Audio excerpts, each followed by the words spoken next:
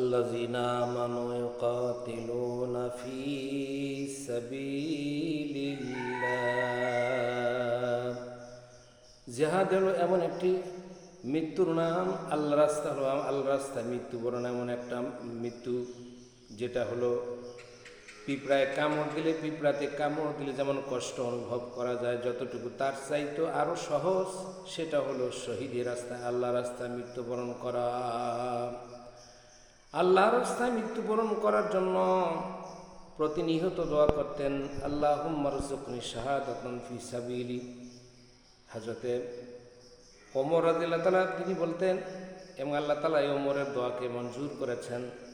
সুতরাং পৃথিবীর প্রাণান্ত করে, বিশাল এই পৃথিবীতে প্রাণান্ত করার চেষ্টা করতে গিয়া, ইসলাম প্রতিষ্ঠিত করতে গিয়ে যাদের জীবন যারা দিয়েছেন আল্লাহ রাস্তায়, এই শহীদের মর্যাদা সম্পর্কে কবি বলেন যে কিয়ামতের দিন বামা হাসার খোদা ফরসি বাহুয়াম দারজাহাবে হো শহীদে খঞ্জর আশকত গওয়াহিরা কাফন্দারম।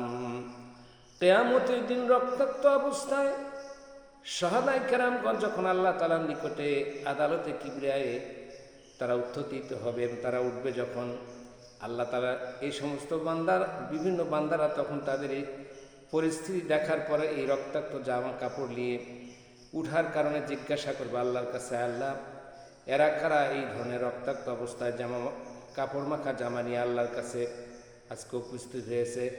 আল্লাহর পক্ষ থেকে জবাব আসবে, এরা হলো ওই সমস্ত লোক যারা নিঃস্বার্থভাবে আল্লাহর রাস্তায় ফি সাবিলিল্লাহ রাস্তায় জীবনটা উৎসর্গ করে দিয়েছে দিন প্রতিষ্ঠা করার জন্য, ইসলাম প্রতিষ্ঠা করার জন্য। শাহাদায়ে কেরামের মধ্যে তারা শামিল ছিলেন এবং রক্তাক্ত অবস্থায় বিনা গোসলে যাদেরকে কবর দেওয়া হয়েছিল, এই সমস্ত শাহাদায়ে কেরাম আজকে তোমাদের সামনে উপস্থিত হয়েছে। আল্লাহ তাআলার কাছে তাদের গুণ সম্পর্কে যখন জিজ্ঞাসিত হবে, আল্লাহ বলবে, আমাকে না দেখে, আমার জান্নাত জাহান্নাম না দেখে দিন প্রতিষ্ঠা, দিন কায়েমের জন্য যারা নিজের মূল্যবান জীবনটাকে যখন উৎসর্গ করে দিয়েছে, আমি আল্লাহ তাআলা সম্মানিত করার জন্য জান্নাতের সমস্ত দরজাগুলি তাদের জন্য উন্মুক্ত করে দিলাম।